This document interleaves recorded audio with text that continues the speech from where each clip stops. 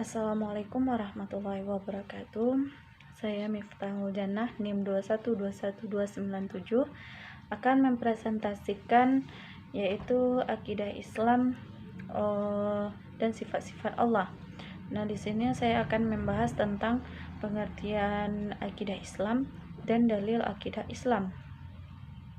Pengertian akidah Islam secara bahasa atau etimologi, akidah diambil dari kata al-aqdu yang berarti asyadu atau penyingkatan, al-rabtu atau ikatan, dan al-isaqu atau mengikat, subut atau penetapan, dan ihkam atau penguatan. Akidah juga bermakna ilmu yang mengajarkan manusia mengenai kepercayaan yang pasti wajib dimiliki oleh setiap orang di dunia. Al-Quran mengajarkan akidah tauhid kepada kita, yaitu menanamkan kewajiban terhadap Allah Subhanahu wa Ta'ala yang satu, yang tidak pernah tidur dan tidak beranak pinak. Percaya kepada Allah Subhanahu wa Ta'ala adalah salah satu butir rukun iman yang pertama. Orang yang tidak percaya terhadap rukun iman disebut sebagai orang kafir. Nah, ada juga pendapat lain pengertian akidah secara bahasa, yaitu akidah berasal dari kata aqada yaqidu aqidan, yang berarti simpul, ikatan, dan perjanjian yang kokoh dan kuat. Setelah terbentuk menjadi akidatan atau akidah, berarti kepercayaan atau keyakinan. Kaitan antara akdan dengan akidatan adalah bahwa keyakinan itu tersimpul dan tertambat dengan kokoh dalam hati, bersifat mengikat dan mengandung perjanjian. Selanjutnya, akidah secara istilah. Secara istilah atau terminologi yang umum, akidah adalah iman yang teguh dan pasti yang tidak ada keraguan sedikit pun bagi orang yang meyakininya. Ada definisi lain, yaitu akidah adalah perkara yang wajib dibenarkan oleh hati dan jiwa menjadi tentram karena sehingga menjadi suatu kenyataan yang teguh dan kokoh yang tidak tercampuri oleh keraguan dan kebimbangan. Dengan kata lain, keimanan yang pasti tidak terkandung suatu keraguan apapun pada orang yang meyakininya dan harus sesuai dengan kenyataannya. Ada juga pendapat lain, akidah secara istilah. Akidah adalah sejumlah kebenaran yang dapat diterima secara mudah oleh manusia berdasarkan akal, wahyu, dan fitrah. Kebenaran itu dipatrikan oleh manusia di dalam hati serta diyakini kesahihan dan keberadaannya secara pasti, dan ditolak segala sesuatu yang bertentangan dengan kebenaran itu. Akidah menurut para ulama, yaitu menurut Hasan al-Banna dalam kitab Majmu' al-Rasail, bentuk jamak dari akidah itu adalah beberapa perkara yang wajib diyakini kebenarannya oleh hati, mendatangkan ketentraman jiwa menjadi keyakinan yang tidak tercampur sedikit pun dengan keraguan-raguan. Selanjutnya, menurut Abu Bakar al-Zairi dalam kitab Akidah al-Mu'min, bahwa Abu Bakar mengatakan sesungguhnya akidah memiliki pengertian sebagai jumlah kebenaran yang dapat diterima secara umum oleh manusia berdasarkan akal, wahyu, dan fitrah. Maka akidah Islam adalah keimanan yang pasti kepada Allah Subhanahu wa Ta'ala dengan melaksanakan kewajiban bertauhid kepadanya, beriman kepada para malaikatnya, rasul-rasulnya, hari kiamat, dan takdir yang baik dan yang buruk, dan mengimani pula seluruh apa-apa yang telah sahih tentang prinsip-prinsip agama atau usuluddin. Nah, maka dapat disimpulkan dari definisi di atas, baik definisi secara etimologi atau definisi secara terminologi, maka bisa ditarik kesimpulan bahwa akidah itu bersifat harus mengikat, pasti, kokoh, kuat, dan teguh, dan juga yakin Begitu juga akidah pantang untuk ragu, hanya sekedar berprasangka. Harus yakin seyakin-yakinnya. Jika tidak sampai tingkat keyakinan yang kokoh, maka bukanlah akidah. Dinamakan akidah karena orang tersebut mengikat hatinya dengan hal tersebut. Maka sudah selayaknya seorang muslim untuk mempelajari mana akidah yang sahih dan mana yang batil. Karena jika keyakinannya di atas keyakinan yang salah atau akidah yang salah, maka hal itu juga akan membawa kehancuran di dunia ataupun di akhirat. Terdapat juga tujuan akidah Islam. Akidah Islam memiliki sejumlah tujuan, di antaranya yaitu yang pertama, meningkatkan ibadah kepada Allah Subhanahu wa taala. Orang yang memahami akidah akan dengan mudah melepaskan ibadahnya semata-mata karena Allah Subhanahu wa taala. Dari sini mereka akan terus berusaha meningkatkan ibadahnya tanpa ada keraguan lagi. Jadi jangan pernah ragu mempelajari akidah karena ibadah yang kita jalani membuat seseorang menjadi lebih dekat dengan Allah. Yang kedua yaitu menenangkan jiwa.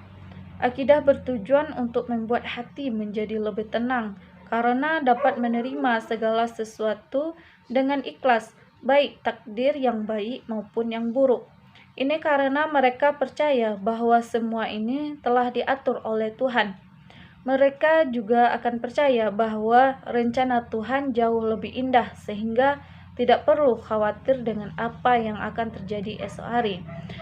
Yang ketiga yaitu meningkatkan amal baik. Tujuan akidah yang sebenarnya adalah untuk menghindari perbuatan yang sesat. Oleh karena itu, orang yang memahami akidah dengan baik akan selalu berbuat baik dan menjauhi perbuatan buruk yang dilarang oleh Allah.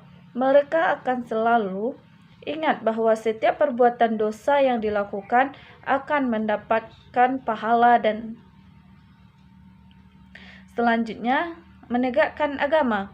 Mereka yang mempelajari akidah tidak akan pernah ragu dalam berbuat kebaikan, terutama untuk menegakkan agamanya.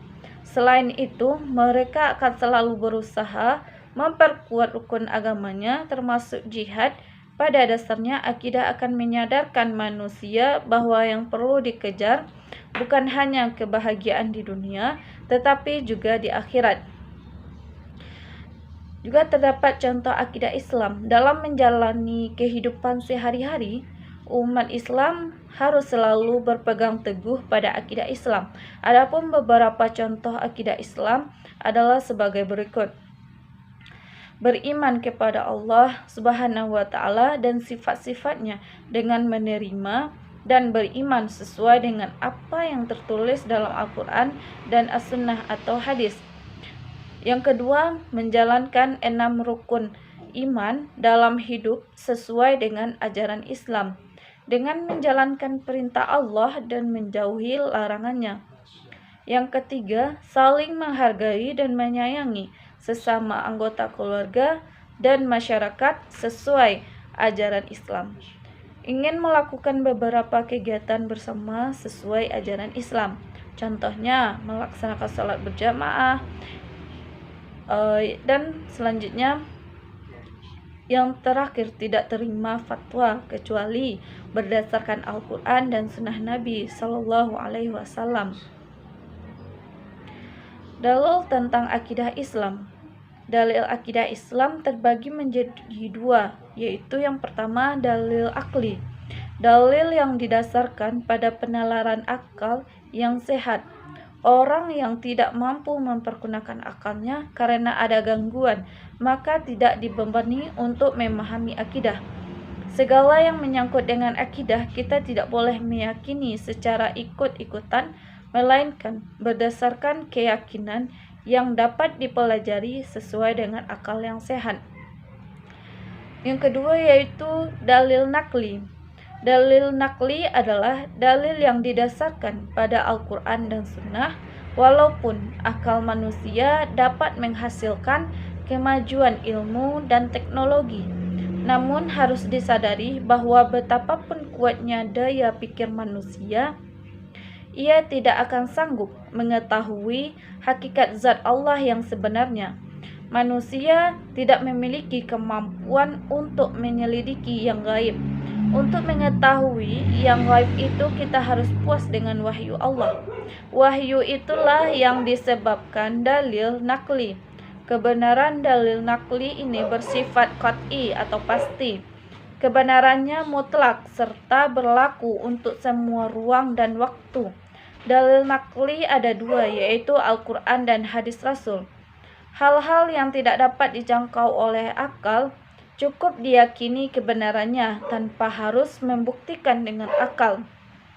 Termasuk ke dalam bagian ini adalah hakikat hal-hal yang gaib seperti kiamat, alam barzah, alam mahsyar, surga, neraka, dan lain sebagainya. Dalil akidah Islam terdapat dalam Quran Surat An-Nur ayat 54 yang berbunyi, A'udzubillahi minasyaitonirrajim, Bismillahirrahmanirrahim. Qul ati'ullaha wa ati'ur rasul, fa in tawallaw fa innama 'alaihi ma hummila wa 'alaikum ma hummiltum wa in tuti'uhu tahtadu wa ma 'alar rasuli illal balaghul mubin. Yang artinya, katakanlah, taatlah kepada Allah dan taatlah kepada Rasul. Jika kamu berpaling, maka sesungguhnya kewajiban Rasul Muhammad itu hanyalah apa yang dibebankan kepadanya, dan kewajiban kamu hanyalah apa yang dibebankan kepadamu. Jika kamu taat kepadanya, niscaya kamu mendapat petunjuk.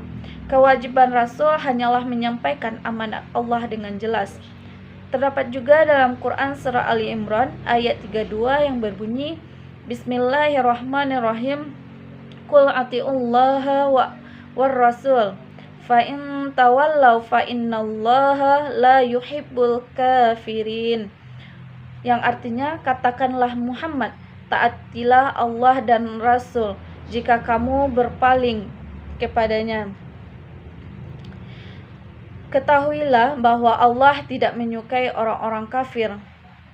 Selanjutnya terdapat juga dalam Quran Surah Al-Baqarah ayat 163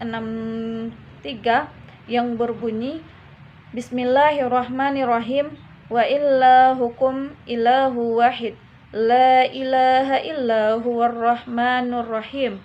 Artinya, dan Tuhanmu adalah Tuhan yang Maha Esa. Tidak ada Tuhan melainkan Dia yang Maha Pemurah lagi Maha Penyayang. Sekian yang dapat saya sampaikan. Saya sudah dengan Assalamualaikum warahmatullahi wabarakatuh.